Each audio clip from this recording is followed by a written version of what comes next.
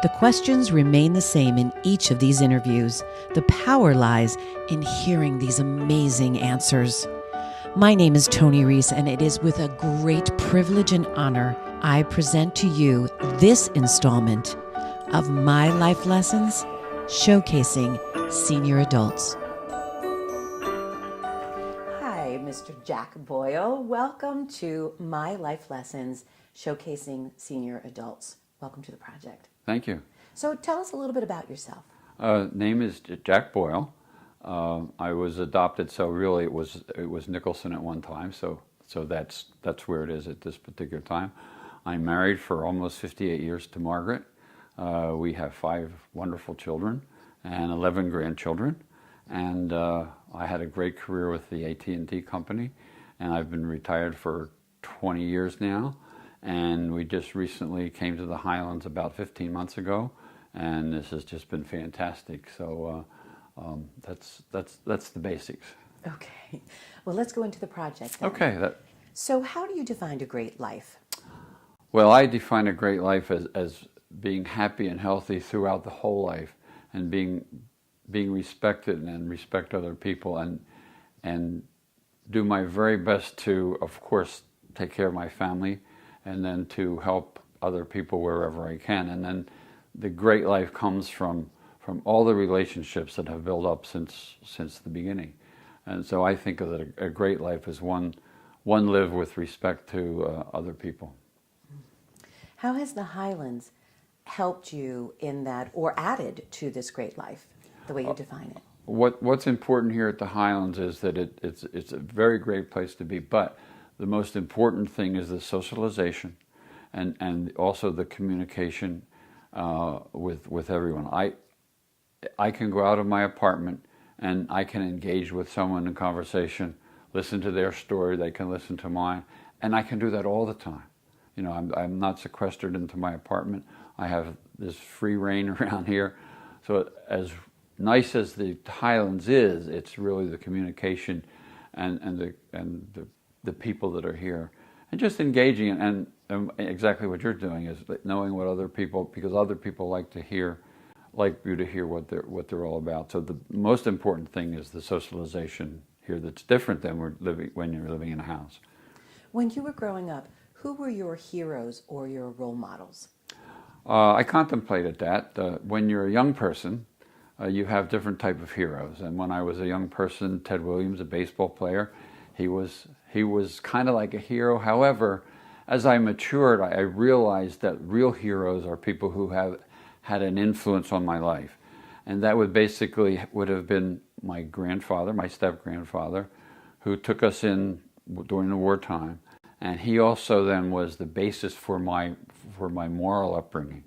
And so I look at him as a hero for pretty much of what I am today.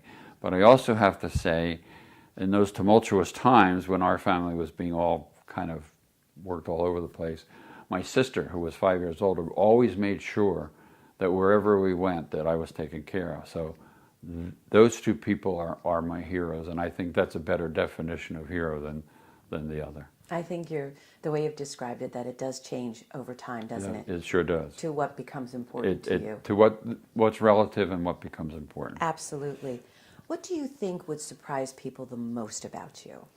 Well, I'll answer that 2 ways. Okay. One is that I retired 20 years ago, and at the time I retired, I was capable and able to ride my bicycle across the country 4 times. Oh my goodness. I also walked across once and rode. And in addition to that, my wife and I were able to travel to maybe like 52 countries. So that would surprise people what I've accomplished. But I think the most surprising thing would be my full story from as a child growing up during the war, pre-war and during the war, to what my wife and I have been able to accomplish with this wonderful family that we have. And it would be a surprise to see the bumps in the road and how you get over the bumps and how you make changes in your life to accomplish the goals that you set out for yourself. So that's where I come from. What has been your greatest life lesson? My greatest life lesson was to have the realization that you don't accomplish anything by yourself. that you always need support. I went to night school for 9 years, and my wife was my support. When I did these cross-country things, I had support. There's nothing people can do that they don't have support. So the life lesson is the support that you get from other people, and realizing that you don't do anything by yourself. You always accomplish something with the help of others.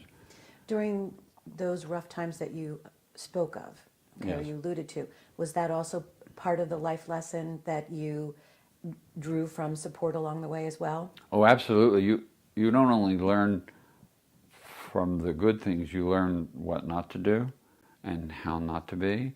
And I think that that's also a life lesson in itself. Oh, I've had plenty of life lessons along the way, but those are very, very important as you go along. This is a life lesson today. I mean, I'll learn something from this. How would you have put all of that into practice during your life? By recognizing daily that I'm one person in this fantastic universe, and that the only way that can I make a difference in someone's life, and then carry from there. In other words, knowing that it's extremely important to have support, and that's another advantage here at the Highlands, is that you have that support. Mm-hmm. Was that difficult to recognize and sit well with? Like, remember the hero thing as a child? Mm-hmm. You learn and you mature always. You're always learning, and you're always on a journey. And as we get older, our journey kind of levels out a little bit, but you're always learning. No, it was as you learn things as you go along, then you modify and you move on. What does love mean to you?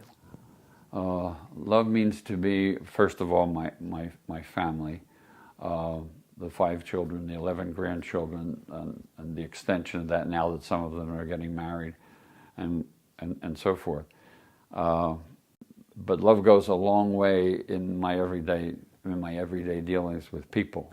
And to be loved, you have to love. I mean, it's a two-way street, and it's just the understanding of someone's situation or their life or what makes them tick.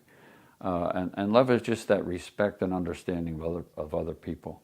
And of course, my family's been fantastic, so the love starts with my family. How would you like to be remembered? That's a very good question. I would like to be, I'm probably never going to write a book. I'm not very famous. I know a lot of people, and I think I have respect. But memories fade. The most important thing to me is that my children know me, my grandchildren know me. I have no great-grandchildren yet, and I'm in my upper 70s. I think it'll be very important for the next generation to know what their great-grandfather was like, or maybe their great-grandfather. Now, what my one son does is almost what we're doing now. He's going to sit my wife and I down, turn on the video camera, and ask me questions from the time I was born. And then that will be recorded for those generations. Not that I'm anybody famous or anything, but it's just that they'll know maybe what made their father or their grandfather or whatever, what made them what they are. So that's what I want to be remembered to them. Now, I also, if I was going to have a tombstone, okay, and which I won't, I would like to have on that, "Well done, son, well done." Oh. Okay. Thank you. Oh, you're quite welcome. Thank you very much for being part of this Okay. very important project. Okay. It's been my pleasure. Thank you. Okay.